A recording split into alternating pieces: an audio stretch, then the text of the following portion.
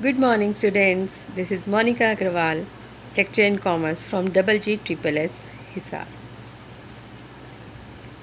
आज हम करेंगे +1 अकाउंटेंसी का chapter basis and process of accounting. कि जब आप अकाउंटिंग करते हैं तो उसके बेसिस क्या हैं और उसका प्रोसेस क्या है। तो चलिए हम बढ़ते हैं अपनी तरफ। पहला आता है हमारा जो अकाउंट्स है, हम क्यों करते हैं। अब तक आपको समझ में आ गया होगा, है ना। क्यों करते हैं हम? क्योंकि हम प्रॉफिट और लॉस जानना चाहते हैं। कोई भी बिज़नेस जब हम स्टार्ट करते हैं तो हम ये जानना चाहते हैं कि हमारा कितना प्रॉफिट हुआ है, कितना लॉस हुआ है। हर बिज़नेस जानना चाहता है, क्योंकि अगर उसे प्रॉफिट हो रहा है, वो रन कर सकता है, तो ही वो आगे चलेगा। लॉस सहकर तो कोई भी नहीं चल सकता। या हमारी क्या कमियां रह गई, हम अपने प्रॉफिट्स को कैसे ज़्यादा बढ़ाएं। तो हम कैसे बढ़ाएंगे जब हमें पहले पता ही नहीं होगा। तो इन चीज़ों के लिए आप अकाउंटिंग करते हैं। तो दो तरीके हैं यहाँ पे अकाउंटिंग करने के। कौन कौन से? पहला है आपका कैश बेसिस, दूसरा है अक्रूवल बेसिस। बात अगर हम करें कैश बेसिस की, जो कि इसके नाम से ही पता चल रहा है, क्या है ये कैश बेसिस। कैश बेसिस का मतलब जो कैश की ट्रांजैक्शंस को लेता है। जो ट्रांजैक्शन आपने कैश में नहीं ली वो उसको नहीं लेगा। आपने किसी से माल ख़रीदा, आपने उसको पैसे देकर माल ख़रीदा, आप उसकी एंट्री करोगे। लेकिन अगर आपने किसी को माल पैसे देकर नहीं ख़रीदा, फॉर एग्ज़ाम्पल जैसे मैंने आपको बताया था, आपका अकाउंटिंग पीरियड कब से कब तक होता है? 1 अप्रैल से लेकर आपका होता है accounting period March 31 of the next year, है ना। यही होता है ना। अब एक पर्सन ने क्या किया, 1 मार्च को उसने 1 लाख की गुड्स परचेज़ की, लेकिन उसकी जो पेमेंट करी उसने की 30 अप्रैल को। अब कैश बेसिस हमारा क्या कहता है? कैश बेसिस के अकॉर्डिंग हमें लेना चाहिए इसको? नहीं, हम इसको नहीं लेंगे। क्यों नहीं लेंगे हम इसको? क्योंकि कैश में उस वक्त ट्रांजैक्शन नहीं हुई। जो हमारा फाइनेंशियल ईयर था उसमें ये ट्रांजैक्शन हुई ही नहीं।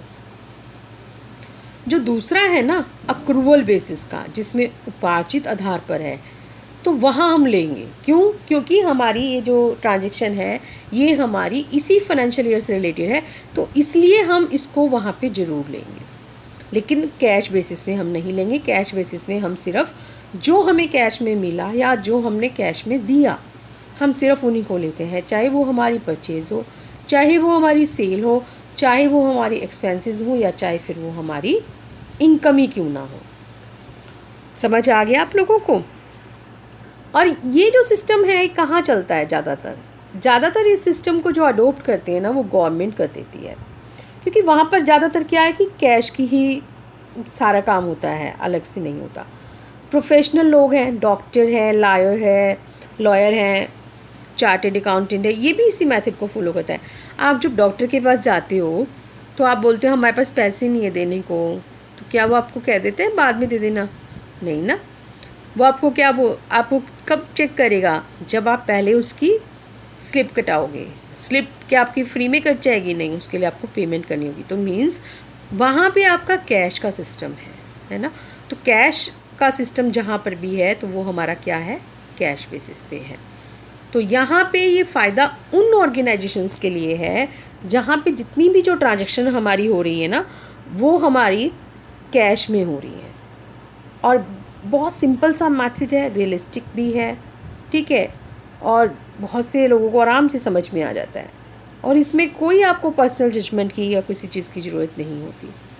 लेकिन लिमिटेशंस भी हैं इसकी कुछ। क्या लिमिटेशंस हैं इसकी? एक तो ये मैचिंग प्रिंसिपल को नहीं यूज़ करता। अब ये मैचिंग प्रिंसिपल हमारा क्या है?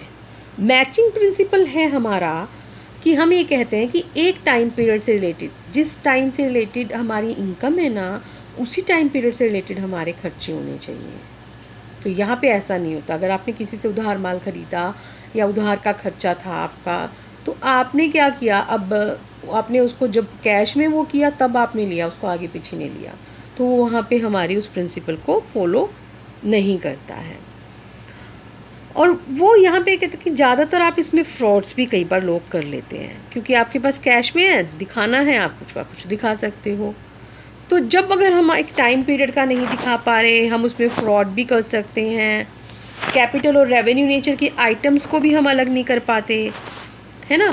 तो फिर अगर हम कहें कि क्या हमारा ट्रू और फेयर व्यू होगा, फाइनेंशियल पोजीशन को सही दिखाएगा हमारा, नहीं, क्योंकि हम इसमें बहुत सारे आइटम्स को छोड़ देते हैं। जो आउटस्टैंडिंग एक्सपेंसेस हैं, प्रीपेड एक्सपेंसेस हैं, हम उसको लेते ही नहीं हैं, हम उसको रिकॉर्ड ही नहीं करते हैं।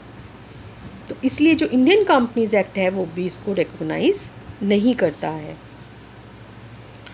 तो ये तो हुआ हमारा कैश बेसिस। और अक्रूवल बेसिस क्या हुआ, अभी मैंने आपको बताया था। अक्रूवल बेसिस क्या था हमारा? अक्रूवल बेसिस कि जिसमें आप क्या कर रहे हो, जो भी जिस पीरियड से रिलेटेड थी वो आपने लेनी है, चाहे वो कैश में है या फिर नहीं है, ठीक है। उससे आपको कोई मतलब नहीं है, आपने परचेज़ उधार करी या आपने कैश देकर करी, आप उसको रिकॉर्ड करोगे ही करोगे। अब वहाँ पे क्या था कि आप उसके देखो, जो उसकी लिमिटेशंस थी ना, एक किस्म से वो इसके बेनिफिट हैं। वहाँ लिमिटेशन थी कि वो आउटस्टैंडिंग एक्सपेंसेस और प्रीपेड एक्सपेंसेस को नहीं लेता, लेकिन यहाँ पे वो क्या कर रहा है, आउटस्टैंडिंग एक्सपेंसेस को भी ले रहा है और प्रीपेड एक्सपेंसेस को भी लेता है वो।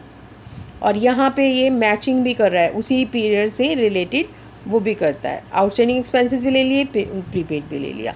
तो देखो उसकी लिमिटेशन जो थी वो इसके क्या हो गए, बेनिफिट्स हो गए। और उसको हमारी अकाउंटिंग सिस्टम भी नहीं मान रहा था, कंपनीज एक्ट भी नहीं मान रहा था, लेकिन इसको वो फॉलो करता है, ठीक है। तो इसकी फ़ायदा हमारा क्या हो जाएगा, इससे हम क्या निकाल सकते हैं, इससे हम अपना एक ट्रू प्रॉफिट और लॉस निकाल सकते हैं। कई सालों का हमारा अपना जो भी है एक्चुअल जो बेसिस है उसको मान के हम चलते चले जाएंगे। कैपिटल एक्सपेंडिचर, रेवेन्यू एक्सपेंडिचर में हम डिफ्रेंशिएट कर सकते हैं, ठीक है। तो यही इसकी हमारी क्या है, मेरिट हो गई। लेकिन यहाँ पे अब लिमिटेशंस तो हर चीज़ की होती है ना, तो थोड़ा सा कहीं ना कहीं अगर हम ये कहें तो ये उससे थोड़ा सा टिपिकल है, आसान नहीं है। और यहाँ पे हमें अपने एस्टिमेट्स और पर्सनल जजमेंट की भी ज़रूरत होती है। तो अगर अब हम इसमें डिफरेंस करना चाहें तो हम कर सकते हैं ना। कैश बेसिस में क्या है, फर्स्ट हमारा बेस क्या है, यहाँ पे आप कर सकते हैं कैश और क्रेडिट ट्रांजेक्शन्स को आपको लेना है, ठीक है। कैश बेसिस में सिर्फ कौन सी लोगे, कैश ट्रांजेक्शन, जबकि अक्रूवल में आपने कौन सी लेनी है, कैश और क्रेडिट दोनों। फिर आपका आ जाएगा जो भी आपके एक्सपेंसेस होंगे, यहाँ पे सिर्फ वो इनकम आप लोगे जो आपको कैश में मिली है, एक्सपेंसेस भी वही लोगे जो आपको कैश में मिले हैं। लेकिन यहाँ पे हमारा कोई फ़र्क नहीं पड़ता, चाहे कैश में है नहीं है, हम इनकम भी और एक्सपेंसेस भी दोनों तरीके के लेते हैं। ये जो आउटस्टैंडिंग एक्सपेंसेस हैं, प्रीपेड एक्सपेंसेस है, ये इन सबको नहीं लेता, ठीक है। लेकिन ये यहाँ पे लेता है उस चीज़ को, वो इग्नोर नहीं करता वहाँ पे। तो कैश सिस्टम में हमारा क्या था, हम एक्चुअल प्रॉफिट और लॉस नहीं निकाल सकते, जबकि इससे हमारा काफ़ी हद तक एक्चुअल प्रॉफिट और लॉस आ जाता है। ये हमारी कैपिटल और रेवेन्यू आइटम्स में डिफ्रेंशिएट भी नहीं करता, जबकि ये हमारा करता है। इंडियन कंपनीज एक्ट इसको रिकॉग्नाइज नहीं करता, इसे करता है। और सुटेबिलिटी कहाँ है, जहाँ पे कैश सिस्टम कहाँ अप्लाई होता है, ज़्यादातर प्रोफेशनल में और गवर्नमेंट में, जबकि जो हमारा अक्रूवल सिस्टम है वो बिजनेस, ट्रेड, कॉमर्स हर जगह अप्लाई हो रहा है।